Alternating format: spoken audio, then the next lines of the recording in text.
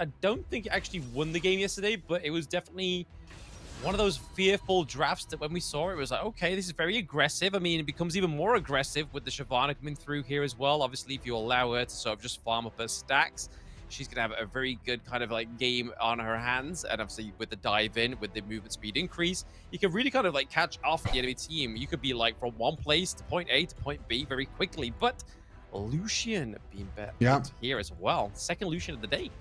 Lucian Nami, classic combo in League of Legends, also a classic combo in Wild Rift as well. A very strong combo that you can look to dash in, play super aggressive. Lucian's double tap works on Nami's third ability. But look on the other side, Final Wax gets his Shyvana that has been banned away a few times in this series. And you talk about the movement speed as well. Shyvana is one of them champions that loves movement speed. We got the Karma by her side as well. We got so much movement speed and the Severe giving Shyvana movement speed as well. So this comp that Ultimate Baguette are building in this game number 4. But I feel like this is the time that we could be going into a game number 5. Potential game number 5, right? I mean, we do ban out the Jarvan, obviously, for the single target CC lockdown that can come through. With the Catalysm is a good pick here. I mean, for trying to pick off the Severe and trying to, like, keep a lockdown could be pretty huge for them. Or even the Shyvana, right? Like, as soon as she leaps in with the Dragon, lock her down with the Catalysm. Could have been a huge pickup here for them. We saw Jarvan in the previous series. Not going to quite come through this time around. Singe getting picked off as well as the Morgana. Interesting. Obviously, the side of... International Jobcenter don't really have the AP. Obviously, Nami is going to do AP damage, but is it going to be enough for them? Probably not, but the Naz is coming through here as well. Ooh-wee. Yeah, Naz is coming on through here. Another really strong solo lane pick. I mean, both boards at the moment, does it? I mean, I'm seeing a Vladimir option here. Vladimir could be a really, really big pick for either one of these two teams. That hasn't been picked up yet in this series. Both teams also need a little bit of AP damage. You know, Karma isn't too much as well. Dr. Mundo could be an opportunity here. It's not going to be that great in terms of tank, but there it is. There's the hover of the Vladimir. As soon as I call it, it gets locked in. Really nice pickup here for Ultimate Baguette. And again, Vladimir just works really well with movement speed. Works well with dodging skill shots, getting out of fights, but also engaging in fights at the same time. That movement speed inside the Sanguine pool with his ultimate as well is going to be really impactful in these team fights. What's the last pick going to be, though? We have to see what the last lock-in is going to be here. It's going to be one of the other solo laners for Heste, and it's going to be Dr. Mundo locked in as the final pick. So a little bit of tankiness again, more frontline to help with the likes of Shyvana, and again, another champion that loves movement speed. This draft from Ultimate Baguette, sorry, is about movement speed, running in and slapping the faces of International Jobcenter, and that's exactly what they want to try and do.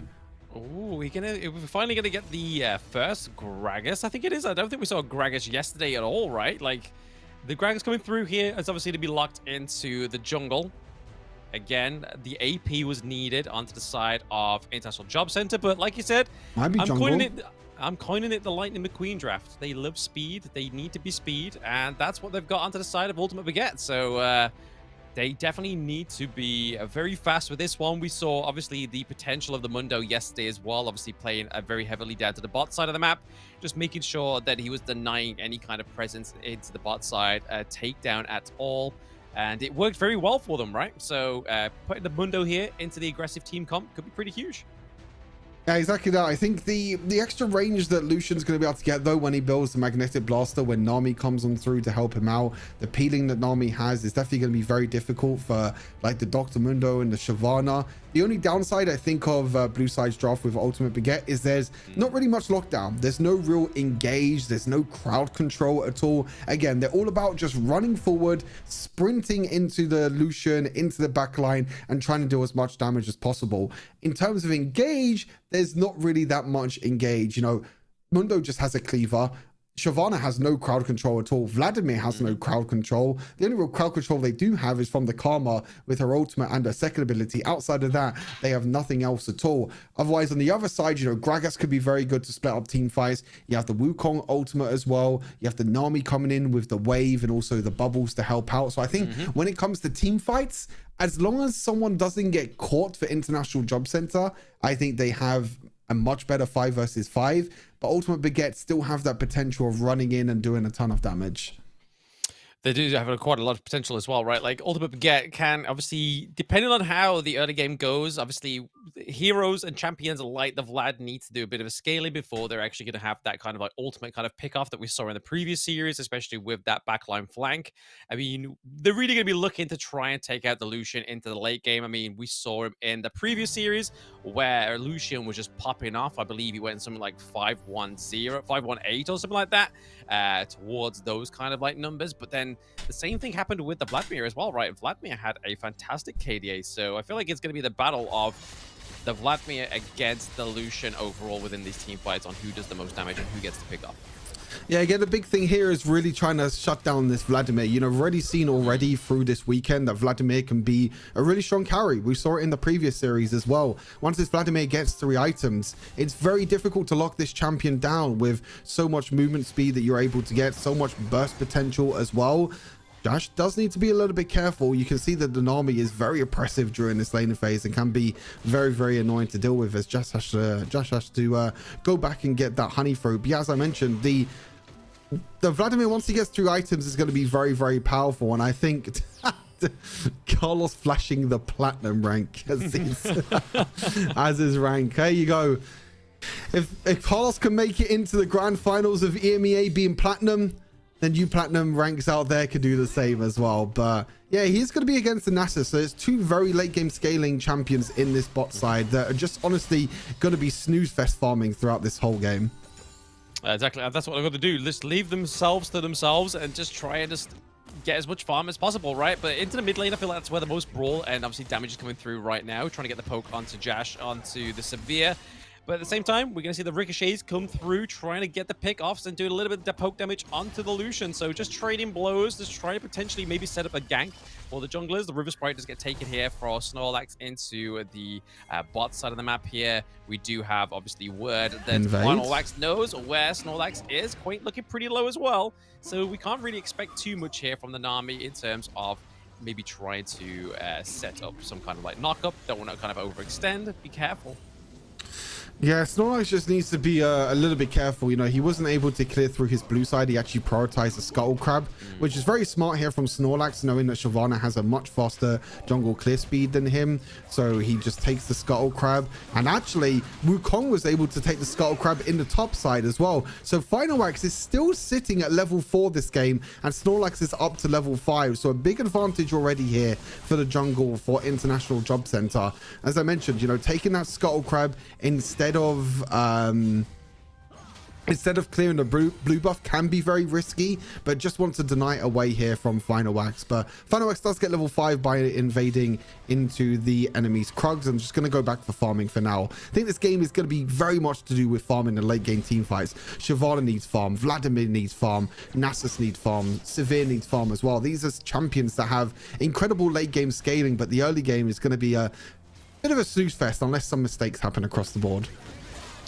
Potential mistakes, yeah. If they do happen here, they could be punished. Oh, the amount of damage that Nikolai. Oh, using the oh my jeez. God, what? Keeping me on the edge of our toes here. It's just like, we could have got the first blood there. It would have gone over to Nami, but still first blood overall, rather than denying that from Ultimate Baguette. Could have been pretty huge here, but a big, obviously, invade here, taking the blue away from the Shyvana. Really big. Yeah, I mean, the invades are really, really smart, knowing that Shyvana is pretty much a useless champion in the early game and just as a minion is not even going to do anything at all, really. And now you're seeing the problem that the Severe has during this early game. This Lucian Nami combo is starting to be really annoying for Josh to deal with right now. Currently 100 gold behind, but that's going to not be too much a big of a lead, but you can see how it's just really annoying at the moment to try and deal with any of that sort of engage or anything that's happening at the moment. Patres right now again bot lane, nothing really too much happening at the moment in the bot lane with Patres just trying to dive on through. It looks like Snorlax is gonna go. Oh no, Snorlax, we didn't see that. We did not see that. No one looked in the bottom left hand corner, right? No one saw Snorlax ulti. Okay, all right, we're good. All right, back to normal play.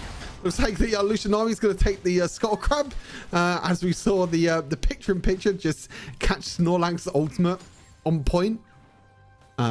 Maybe realizing Hey, no maybe rewriting history. No rewriting history. Come on. Nami's dead here. She has no flash. Yeah, Nami's dead. Final Wax is going to get a kill here. Bit of a mistake. Oh, yeah. I mean, you don't want to be giving up a first blood, but at the same time, you don't want to be giving it so easy as well, right? But that was that's just flashing in bot lane. International Jobcenter, but at the same time, there we go. Random does get the kill, but is paid back straight away thanks to the turret takedown. 1-for-1 trade. I think both the players will take that in the end, to be honest. Again, oh, okay, we had a bit of a switcheroo. We're doing a ring around the rosies in game number 4 here. Absolutely crazy what's going on. But yeah, International Jobcenter going for the Dragon, Baguette going for the Rift Herald. They can actually break through this mid lane tower if they want to. The mid lane tower is already very, very low, but instead, looks like Final Wax is just going to use that Rift Herald for now to go back to base, get that empowered recall, and try and look for something else. Snorlax might be a little bit of trouble. Has to be careful here, but just going to move back for now. Actually ganking the bot lane, but that is a Vladimir, so Vladimir should be pretty safe. Should be fine for now. Obviously, you can use the Sanguine Ball if they do decide to obviously commit for a big dive here. But Randy Vito is been taking a lot of damage already, and he's kind of take the bait. What is Petrus doing? Is he going to be able to survive this? Obviously, with the help of the Karma, he will be able to try and just chunk a lot of that damage and keep alive into that bot side of the map. But he has to be careful, not taking too many of those baits, especially when you got a Lucian and a Gragas down there. We do see the Final Wax is taking a bit of a rotation as well down to the bot side of the map, just in case they do need a little bit of help. But already, International Jobcenter taking away those dragons from the Shyvana is probably a good cause for them. They're even trying to take away more buffs here. Like, look at this. They're taking Shyvana's blue buff every single time it's up and available. You're seeing the struggle at the moment that, Final Wax is having at farming through the jungle. But to be honest, for him, it's completely fine right now. He was able to get the first blood with a mistake from the Nami, because remember, Nami used that flash in mid lane to flash ignite and try and kill Jash. He wasn't able to kill Jash, and with no flash, Shyvana was able to get first blood. And with that first blood, and with Shyvana farming up so quickly throughout this whole jungle, you can see nearly 1,000 gold lead at the moment for Final Wax. And Shyvana is a champion, and once she gets ahead, she's so difficult to deal with. And when you've got the likes of Karma and Severe behind you with the extra bit of movement speeds, the scaling is going to be very scary here on the side of Ultimate Baguette. Rift Herald does get used in mid lane. It looks like they're going to try and do something. This Rift Herald might not even charge. It might just be a completely useless Rift Herald. Oh no, that is that's not very good, but it worked as a distraction to try and get top lane tower. It looks like they might get top lane tower here. Gragas going on in. Gragas barrel misses again from Snorlax. It's a 0-2 at the moment for Snorlax barrels on the ultimate, but top lane tower has gone down for Ultimate Baguette. So even though the Rift Herald didn't charge in the mid lane, they actually got all the tower platings top lane, and they got still the first tower of the game. So overall, not bad trade overall for Ultimate Baguette.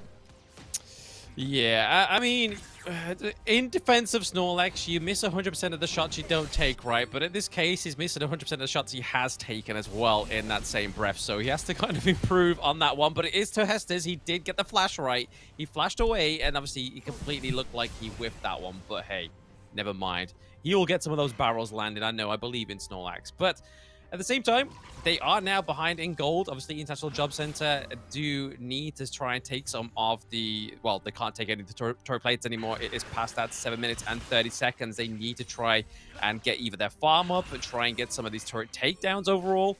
But it looks like Ultimate Baguette are just sitting here with a breeze at the moment. They're definitely not being feeling contested at this moment in time. And for now, I mean, both teams are just farming up. There's not really too much action happening in this game, you know, as expected, really. Army Wave does come through in the mid lane, but nothing else is going to happen. But as you mentioned, you know, there's not really much action happening in this game so far. It's more to do with farming. It's more to do with scaling. This is what we expected coming into this draft. When you see these two drafts, you know that the scaling is going to be really, really huge for both these teams. Dr. Mundo is going to try and survive the burst damage. The Gargle Stone plate as well is pretty huge. The Gragas, he hit the barrel, but he hit the barrel for Dr. Mundo to get closer to the honey throat. So I would call that a 0 out of 3 in my opinion. Just saying. It's an assisted barrel, okay? It's an assisted barrel. Exactly, it's an assisted barrel for the enemy team. Yeah, he had well motives, okay? He's just a nice guy. He's just a chill, nice guy. What is happening down here? But yeah, there's a bit of a dive here. We do use the little bit of the minion there, the disguise of the Wukong clone, just to be like, hey, like, don't take the bait. Don't take the bait, but they do take the bait because T1 in the mid lane does fall as well. So a little bit of these mistakes here for the side of Ultimate Baguettes, but we are getting some fire back. We do see that Shy is able to get the kill over to Patras as well. So I'd rather take a T1 than a kill, to be honest. So good pick, though. On to the Vladimir. Again, putting the Vladimir a bit further behind. The gold lead right now is just all in the hands of this Shyvana. I'm really worried right now because this Shyvana is getting so far ahead. Not even building any magic resist, going at Zeke's Convergence as the second item, being one of the strongest items in the game. You know, knowing the champions like Olaf build Zeke's Convergence, even Shyvana as well, just shows you how much stats and how much value this item can give, not just for enchanter supports, but also for carries at the same time. So that's going to be a lot of armor, a lot of damage going over to the Shyvana. And that's all that Final Wax is doing at the moment. He's just farming, he's farming, and he's farming. He wants to try and get to at least 3 or 4 items before he joins any of these team fights. But that's all the gold lead right now. It's a 2,000 gold lead. And all of that is on Final Wax right now. The rest of the lanes are pretty even. You know, there's a few hundred gold leads here and there, but most of it is pretty even for now. Pretty even for now, and obviously say, like, we have 2 fully built items as well, obviously onto the Shyvana, whereas we only really have the Lich Banes onto the Gragas for now. I mean, obviously in terms of AP damage, it's not going to be kind of like the what you need, regardless of the fact that there's little kind of magic resistance built onto the side of Ultimate Baguettes, because it's kind of paying off already. Ultimate Baguettes having the pressure into the top and into the mid lane, they definitely are playing this one a little bit more of a full picture play rather than just like, hey, let's get a few kills here and there and see what happens. But once again, we're seeing the Mundo and the Nasus just juke it out into the bot lane. Really not being contested, but just kind of locking random into place so they don't have to worry about him just yet. It's probably the good call here for Ultimate Baguette for now. You can see that they put the Mundo against the Nasus, so Nasus can't get any more kills. He's going to be able to get more stacks this game, of course, with his first ability, but in general, he's not going to get much more than that. Mundo's going to be able to get hostile stacks. Actually, maybe he can look for a kill here. He's starting to do quite a bit of damage. Is random. I'm not really too sure, obviously, how many stacks he has at the moment, but he must be getting a lot of stacks if he's doing this much damage to a Dr. Mundo. The good stacks around this point is around like 400. If he has like 400, even 500 can be very good at this point of the game. Heste is going for the damage Karma build, not going for the Harmonic Echo or the Enchanter build that we normally see over in China. Going for more burst damage, going for more damage potential. Doesn't really need the extra damage, to be honest with you. Has already the Vladimir, but I feel like EMEA in general much prefer the damage Karma variant than China's Enchanter variant with Glacial Augment. But I think both work very, very well. I think the Enchanter version of Karma would have been very strong this game, maxing your third ability, giving the Shyvana more shielding, and then building items like Harmonic Echo and Ardent, and just keep on shielding this Shyvana over and over again. He just goes, you can just go CDR boots, you can just keep spamming your shield over and over again. They're going to try and catch Quant, not going to be able to catch the Nami. She still had flash as well in the end. Yeah, a bit of intel going over to the side of International Jobcenter, knowing that the Karma doesn't quite have her ultimate, is now on cooldown. It's going to be interesting if they decide to try and take a fight. No Shyvana ulti being used here as well. Potentially just maybe trying to get a bit of a pickup, or just try to deny them going into, or even trying to attempt to go for the Baron, the ukulele Baron here, as we've been told to call it. But yeah, getting the Rift Scuttle just gives over the vision. If they are going to decide to try and take it onto the side of International Jobcenter, it means that Ultimate Baguette know and have the know-how if they're going to kind of try and go in on that one. Not too sure what Shyvana is building here as a third item. It looks like it is some magic resist. I'm not too sure what this extra ruby crystal is doing. She's building herself some anti-heal, which is always good. The Negatron cloak can build into Twin Guard. Maybe just bought the extra ruby crystal by accident. Might be sending that ruby crystal and building Twin Guard as the third item. There's a bit of a play happening in mid lane. We just saw Karma had to flash, Heste had to flash in the mid lane. I think the Lucian Nami just dashing forward, trying to get an advantage there. Wasn't able to. Final Wax still doesn't have his ultimate. There we go. As soon as that red bar is complete, he has his ultimate back up. He's just going to go back to farming. Nothing is happening this game plan. Both teams just farming up. But I feel like in terms of farming, you would much prefer to be on Ultimate Baguette's side with the likes of Vladimir and also the Shyvana. I think I would much prefer to be on Ultimate Baguette's team with farming rather than International Jobcenter. You know, the Severe outscales the Lucian. Vladimir, in my opinion, can definitely outscale the Nasus. Otherwise, even so, that's pretty even. Shyvana outscales Gragas, and Dr. Mundo can be an ultimate tank in the late game. So I'd much prefer it to be an ultimate Ultimate Baguette's books in this one. Yeah, I mean, it still could be, right? They definitely need to make sure the scaling is being used and optimized here, but a bit of a brawl, a bit of a calm before the storm here. The Nami ultimate goes in. Snorlax into the backline there. Hesty's looking like he's going to get caught out. Oh, the Shyvana's in there as well, but there it is. Nasus random coming on top of the Karma, getting the takedown as well. That's currently a 1-1 trade off wall. Snorlax going down. Vladimir into the backline as well. Forcing random to flash out of there, but too much damage coming through. Oh my god, Final Wax nearly died there as well. Oh my god, and the Lucian in the backline. He's literally on single digits of HP there. Nearly the Boomerang was able to bounce around and kill the Lucian in the backline. But that was really a team fight of baits, because you saw that International Jobcenter had a ward in that bush. They wanted to capitalize on using Heste's flash early on. You know, Lucian dashing in, taking away Heste's flash. They tried to go for the engage, but meanwhile the Heste was also a bait because Shyvana was over the wall with the ultimate. Shyvana getting a huge 4-man ultimate in the end was absolutely big for that fight. They weren't able to get too much. Again, it's very, very even. Just a 3,000 gold leads. 3,000 gold lead as well. I mean, they're definitely going to be what they need to try and stay into this one. Ultimate Baguettes, they need to fight tooth and nail, right? I mean, if they don't win this one, it means that International Jobcenter go through and win this overall thing. But Hesty's taking a lot of damage here. There's actually managed to dodge the Nami wave coming through. That could have been huge setup here. Shyvana going in. Yep, into the backline is the Shyvana taking a lot of damage as well. And then finally, the Gragas casket lands onto Run him down, but here baby! it is. Run him down! Here it is. Jace with the dash with the Run him down, Mundo! Get him into the backline. Mundo gets a takedown. Triple kill for Jash as well. They're looking to force it, trying to get another quad kill come through for the side of Ultimate Baguette. And there it is. The quadra comes through for Ultimate Baguette.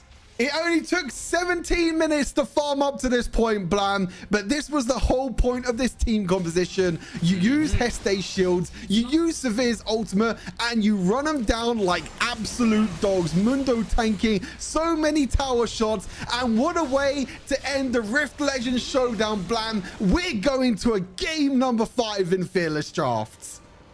There we go. We finally get our game number 5. It's taken us, what, a full day of yesterday and almost a full day of today. But we're going to get it nonetheless. And the best way to finish off this grand finals is taking it all the way to that 2-2 scoreboard. And it's only going to be one team coming out on top now. And after that game, Ultimate Baguette came back with style. I mean, definitely having that severe, like we were saying, all that farming led up to that 1 point. And that's all they needed. All I can say is, Blam, absolute cinema. That is all I can say with this series. This series has lived up to the expectations and more. It's been such a great series. Fearless Draft has made this series so much more fun with all of these picks. But as I mentioned, you know, when it comes to these fights, I much prefer to be in Ultimate Baguette's favor. I think that for International Jobcenter, their late game wasn't there. You know, Snorlax became completely useless. Lucian can't do anything as well against this Dr. Mundo. And when you have the Mundo, the Shyvana, the Vladimir running to your face, there is nothing you could do about it. As I said, it took 16 minutes for them to come online, but that's all the Ultimate Baguette needs to do this game. They pick